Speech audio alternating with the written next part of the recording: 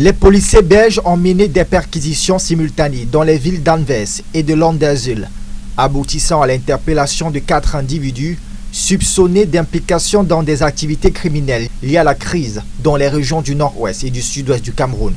3 d'entre eux ont été placés en détention provisoire par un juge d'instruction, tandis que le 4e a été remis en liberté sous condition dans l'attente de la poursuite de l'enquête. Selon le parquet fédéral belge, l'enquête ouverte à la mi-2025 cible des personnes résidant en Belgique et soupçonnées d'appartenir à la direction des forces de défense de l'Ambazonie ADF, un groupe armé séparatiste actif dans les régions anglophones du Cameroun. Les faits reprochés portent notamment sur la collecte de fonds en Belgique destinés à financer l'achat d'armes et de munitions, la coordination présumée d'attaques et d'exécutions sur le sol camerounais et plus largement la participation à un mouvement impliqué dans des actes susceptibles d'être qualifiés de crimes de droit international. Cette procédure judiciaire s'inscrit dans un cadre de coopération internationale. Les autorités belges travaillent en étroite collaboration avec leurs homologues de Norvège et des États-Unis, où des procédures similaires sont en cours contre des figures ou même un mouvement séparatiste.